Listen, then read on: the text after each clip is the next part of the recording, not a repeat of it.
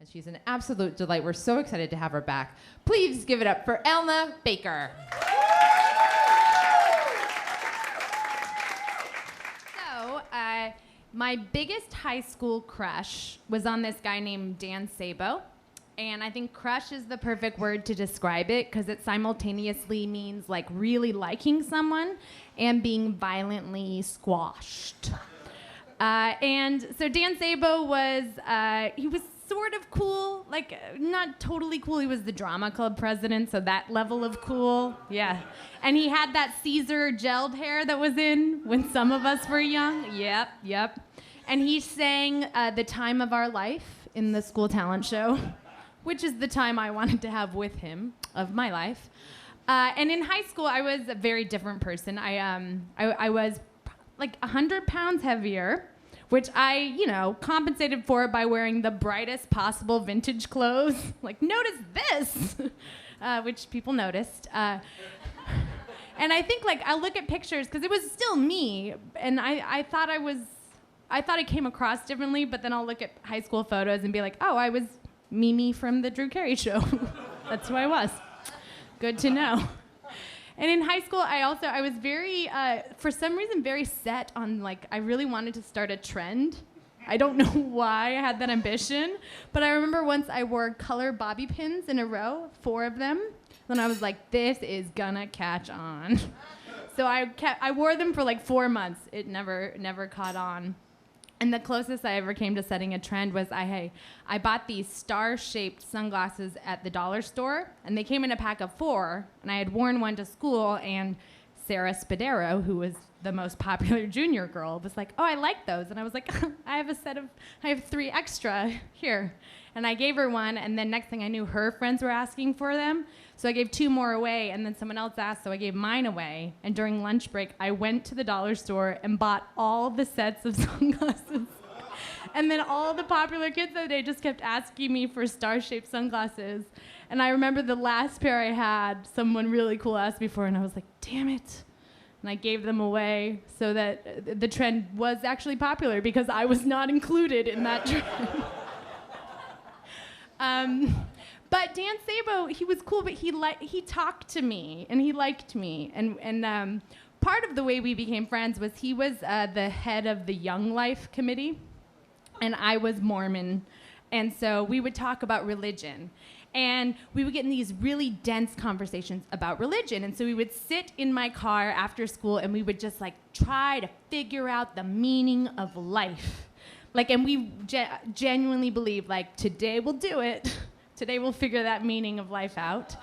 And truthfully, like, I had to go to, my parents forced me to go to church and seminary in the morning. The last thing I wanted to do was discuss religion, but I just wanted to be around Dan Sabo.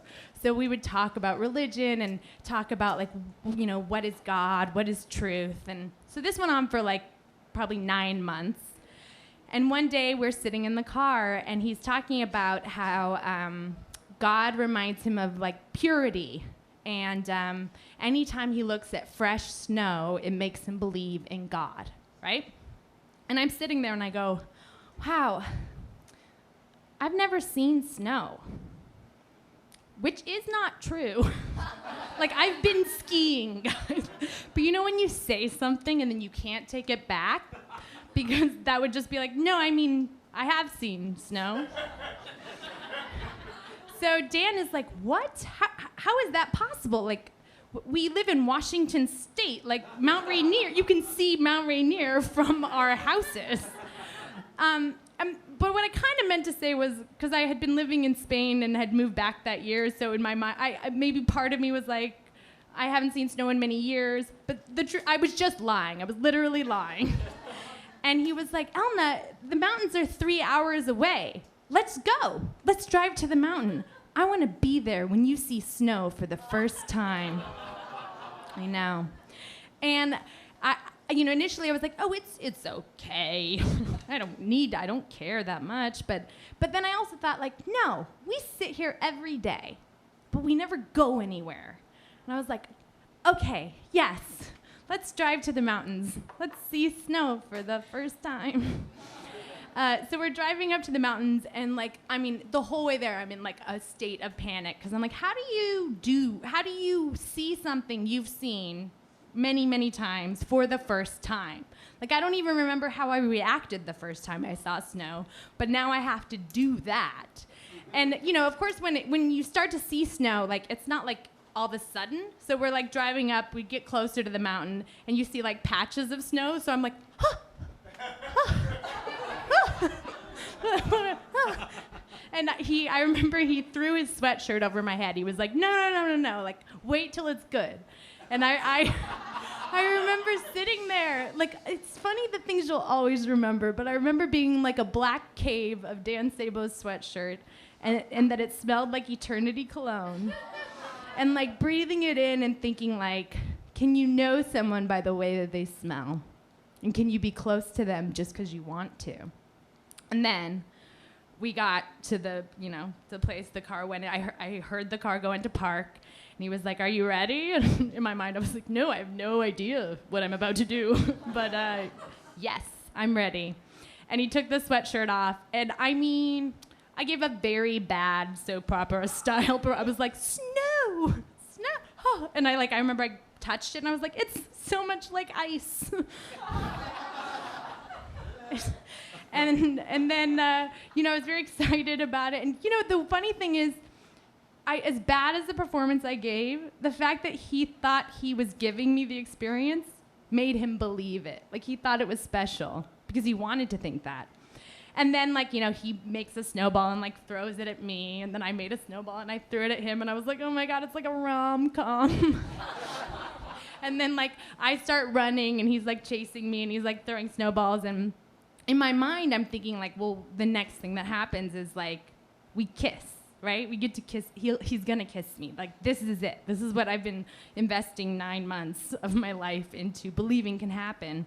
And I'm running, and I'm sort of, looking back at him and smiling and imagining this future, which is why I do not see this long tree stump that has fallen over.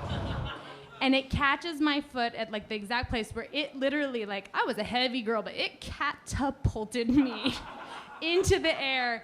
And I rolled and I hit hard, like a big rock. I hit my head on a rock. And when you're hurt, you're like, oh, that was impact, like that. And I felt dizzy. And I just remember I immediately put my hand to my head. And Dan came running over, and he was laughing, but also oh my God, are you okay? And as he's saying this, my hand is around my head, and he's looking at me. He's never been closer to me. And we're looking, he's cares. He's are you okay? Is everything okay? And as he's saying this, I can feel a warm, I can feel it's blood. There's a lot of blood.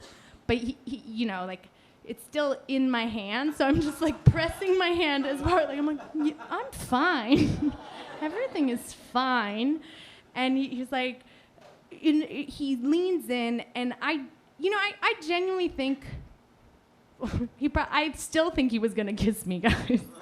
But in this moment where I was certain we were going to kiss, I just remember him looking at me with such care, and then seeing the panic in his eyes as a stream of blood came running down my face. And he was like, oh my God. And I'd take my hand, and then the second my hand moves, it's just blood.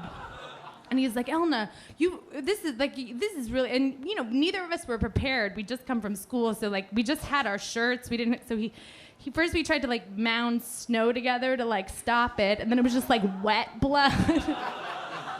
So then he was well, let me take my shirt off. And I don't know why I didn't say yes to that, but it was I knew it was one of his favorite shirts. So instead, in this moment, and I still don't know why I did this. I was well, I think it's because I'm a problem solver. But I was because, I'm on my period, and I have a pad in my pocket. So I proceeded to open a extra long pad and stick it to my face to collect all the blood. And it worked. There was no more bleeding. It was super absorbent.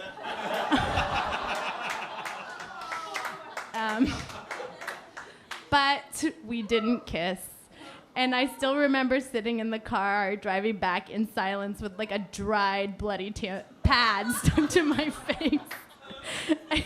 Also, my hand was on the sticky side, so I could just be like, and just thinking like, well, what if after all the conversations we've had, this is the meaning of my life? Thank you.